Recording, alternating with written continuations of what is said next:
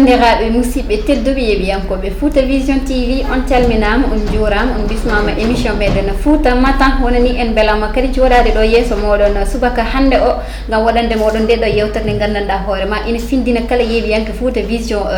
Fouta Vision TV wonani en weltare kadi joɗade ɗo joɗade o mo ganduɗa kañum woni Idrissa El Walid Sow. Idrissa El Walid mi salminima. Mi salmitimama Fati e Julti Ka, mi salmini kadi dendagal ɓe ganduɗa oɗo saaha ɓe batti hakkille mumen e Fouta Vision o TV ɗo ɓe goni e nder windere nde fof haɗo e nder leydi men Sénégal. En calminiɓe en juurimaɓe en mbiɗi men kadi yonti fiilanɓe ɓe e yewtere men yewtere mabɓe hono Fouta Matin.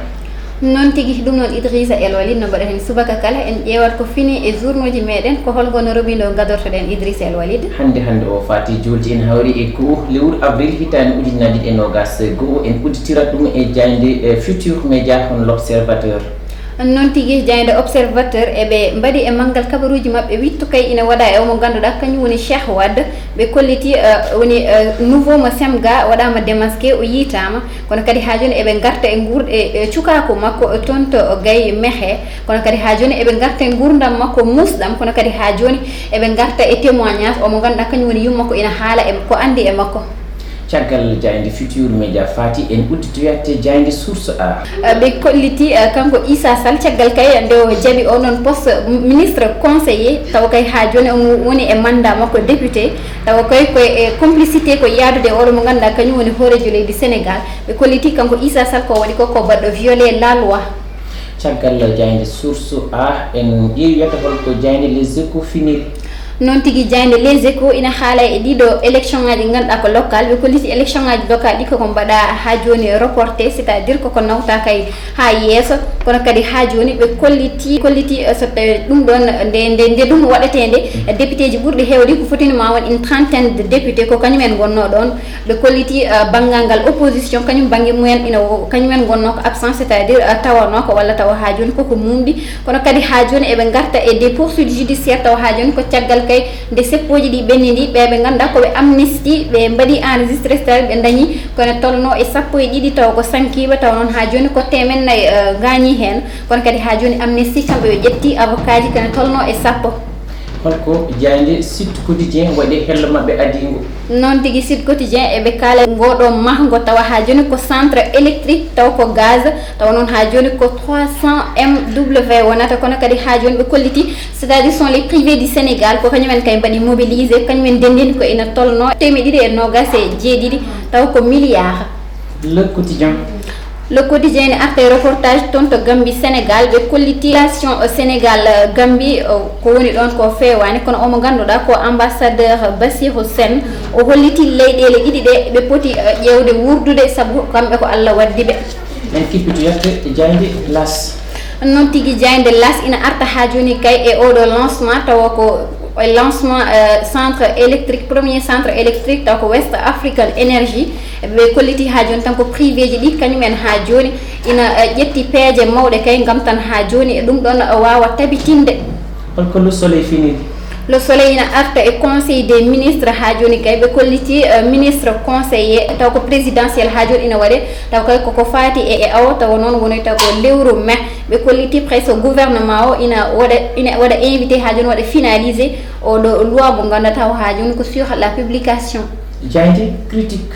non tigi eɓe garta ha joni haala Ousmane Sonko ɓe kolliti Ousmane Sonko koko wara ɓe kolliti crédibilité makko firti neɗɗagal makko ha joni koko waɗa entaché réputation makko ha joni kadi koko waɗa fragiliser c'est à dire inde makko ko bonna en résumé. jayde Vox Populi. non tigi Vox Populi ina arta ha joni e oɗo activiste ɓe kolliti caggal kay nde FBI nde huccitiri e muɗum kañum ko waɗimo reproché c'est à dire ɓen ko ndewre makko ko kanko holliti ha joni yimɓe foof ina gandimo ina gandi kanko kala ko fate gueɗe terrorisme gueɗe ɗe moƴƴani gueɗe baroji yimɓe wona jaaɗo hen holliti ha joni so tawi laamu ngu ko ni hen yiiɗi yaarude gam tan ha joni bonnude inɗe yimɓeɓe eɓe gandu c'est perdu d'avance c'est à dire yahata hay nokku.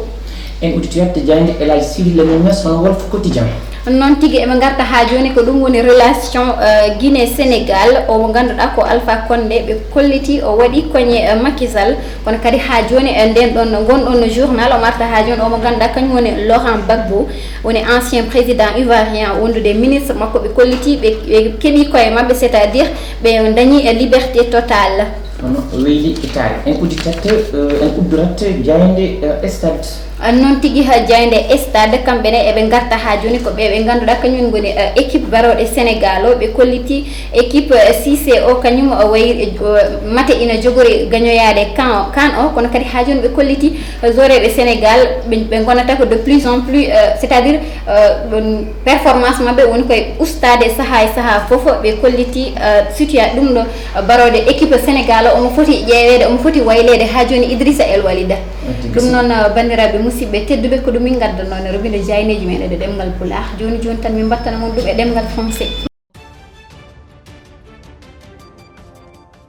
Mesdames et messieurs, bonjour et bienvenue sur Foot Vision TV dans votre émission Foot Matin. C'est toujours un honneur pour nous d'être là devant vous chaque matin pour vous présenter cette émission qui réveille toutes les personnes qui ont pris ne serait-ce qu'un tout petit peu de leur attention qu'ils ont donné à Foot Vision TV. Mais c'est aussi un honneur pour moi d'être là chaque matin en compagnie de Idrissa El Walid que je dis bonjour. Bonjour Fatih Djoudika, bonjour également à tous les téléspectateurs de Foot Vision TV. Alors, comme nous le faisons chaque matin, Idrissa El Walid, nous allons voir de quoi parlent nos journaux aujourd'hui. Aujourd'hui, nous sommes le 1er avril 2021, Fatih. Nous allons démarrer par le journal de l'Observateur. Observateur a ça une enquête sur Cheikh Wade, le nouveau Semga démasqué, son enfance à Ngaye Mékhé, le drame de la vie et les témoignages de sa mère. Le journal Source A. En acceptant le poste de ministre conseiller pendant son mandat de député en complicité avec le président Sall, Issa Sall a violé la loi. Le journal des Échos. Report des locales et prorogation du mandat des élus locaux. La loi passe comme lettre à la poste en commission. En commission, seule une trentaine de députés présents pour cet projet de loi, les ténors de l'opposition absents ou muets, et puis pour les suites judiciaires après les manifestations, Amnesty enregistre 12 morts, 400 blessés et constitue 10 avocats. Sud Quotidien. Construction d'une centrale électrique à gaz de 300 MW et puis les privés sénégalais mobilisent 227 milliards. Le Quotidien. Reportage Gambie-Sénégal, relation à marée bassée, montée d'un sentiment anti-sénégalais, ambassadeur Bassirou Sène, les deux peuples sont tenus de vivre ensemble. Le journal de l'As revient sur le lancement de la première centrale électrique de West African Energy, le privé national à fond dans le courant. Le Soleil. Conseil des ministres, un conseiller présidentiel sur la pêche en main presse le gouvernement invité à finaliser la révision de la loi sur la publicité. Le journal Critique. Sonko tué comme DSK, sa crédibilité entachée, sa réputation fragilisée. Le journal Vox Populi. Le virulent activiste raconte ses déboires, ce que le FBI lui reproche et ce qu'il lui a dit. Ceux qui me connaissent savent bien que je n'ai rien à voir avec le terrorisme. S'ils pensent que c'est par les moyens comme ça qu'ils vont réduire les gens en silence, c'est perdu d'avance. Le journal Le Wolf Quotidien. Relation Guinée-Sénégal, Condé cogne Macky et puis liberté totale pour l'ancien président ivoirien et son ministre Gbagbo et Blé Koud en route vers Dakar. Charles Blé Koudé. Et on termine Fatih avec le journal Stade.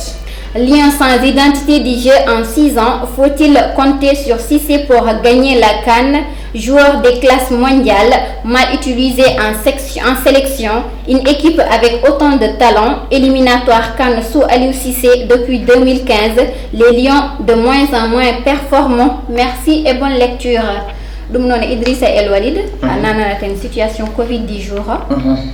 E wadde fati julde e ka no jagorgal jongal hewti batti cellal balli adul walde e kala subaka giratan odo mboros covid 19 naati e nder leydi men Sénégal hande o kadi ko non tigi wadara sang waktuji e sappo nde joni nde o bangini kinitol no ujunere e temedde jeegom e capanɗe joyi e jeenayi ɓe ganduɗa ko nebbisaɓe ene wayno e nder ɓen capanɗe jeeɗiɗo kañum en tigi ngari gondi oɗo mboros bondo biteɗo covid 19 e nder ɗum noon fati sappo jeeɗiɗo kañum en tigi goni ka contact woni kay ɓe memodiri e mo ganduɗa in wonduno oɗo mboros bondo covid 19 kono kadi nder ɗum capanɗe jeegom kañum en tigi goni ka issue de la transmission communautaire woni kay ɓe ganda holton ɓe ƴetti oɗo mboros covid 19 e nder ɗum kadi temedere e sappo e tati taw kadi ko wonnoɓe e cuuɗi cafrirɗi ene wayno kañum en fof celli ha kooti e galleji mabɓe kono kadi ene wayno tato kañum en tigi mba spittali mumen nanganma hanki e capanɗe tati e goho lewru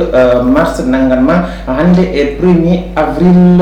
2021 e nder ɗum noon hande o 38 782 cas kañum en tigi goni wonduɓe e ganduɗa hoorema oɗo mboros bondo covid 19 guila tan kay mo ari e nder leydi men Sénégal kono kadi e fati e nder ɗum ene wayno 1054 kañum en tigi keeɓi wasi pittade mumen kadi e guila mboros o naati e nder leydi ndi eden kono kadi goto ene wayno ko jibinande caggal leydi kañumni heeɓino wondude oɗo ñaw hani o nawtama e leydi e makko kono kadi 294 e tati oɗo sahamba kalten kañum en tigi goni toni cuuɗi cafrirɗe ha joni ene mbayno oɗo mboros covid 19 nangi ɗumen toon ɓe ciwa taw oppitede so tawi kay en tubnima e jagorgal jogingal kala hewti e batte cellal ɓalli wondude hen e action sociale toon woni Abdoulaye Diouf Sarr non tigi ɗum noon Idrissa El waɗi no mbiɗani hen tan ko yimɓe tan yoɓe paam rafi o nana e leydi ndi ha joni eɓe jokku tan ha joni teddinde kuule ɗe ɓe mbasa wiide hade résultat ji nana mbaɗa baissé tan eɓe goppito par ce que en jii ɗe to balɗe ñamde nde ɓe goppitino déjà affaire o yeehino ha teeli less mais waɗi grimpé kadi ngabbe ha dow c'est juste ça non tigi ɗum noon Idrissa El Walid en kalade omo ganduɗa ko série ardo e jeyla taw ganduɗa ko Fouta Vision TV waɗata ɗum ko série aussi baɗɗo fayida kono kadi ha joni so tawi taw ganduɗa ko Abdoulaye Anne waɗata ɗum kañum woni ménagère général so tawi kadi yimɓe jiiɗi jokkotirde e on ɗon mo ganduɗa taw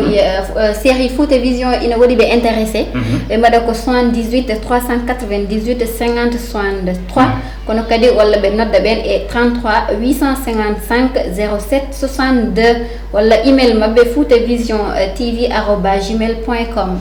non tigi e faati julde mbiɗani tan ko série pattam lamir ko série ganduɗa ardo e jeyla mo ganduɗa oɗo saaha eɗen gandi no mbiɗani ko Abdoulaye Anne kañum tigi woni ménagére makko donc eɗen gandi yimɓe no jiɗɗum no hannirɗani tan no mbiɗani tan nani kala mo ganduɗa hoorema aɗa yiiɗi jokkodirde e muɗum kanko Abdoulaye Anne haɗa wawi wadde tan et 78 398 50 63 78 398 50 63 so ɗum ala mbaɗa numéro fixe o ko 33 855 07 62 33 855 07 62 walla tawi ko email foutavision tv aɗa wawi wadde foutavision tv@gmail.com. Voilà, c'est une production de Fouta Vision TV. Nous non bason yejide vous aussi si vous êtes intéressé no donne numéro ji biya don ditan. Tigi dum Allah jarama Idrissa El Walid Allah jarama yebi en ko be Fouta Vision TV to mbawdo wonde windere nde fo Fouta Vision TV yi darde modon ko Allah jogi jobdi yo wadan mo meden ko jango subaka so Allah lamdo jabi.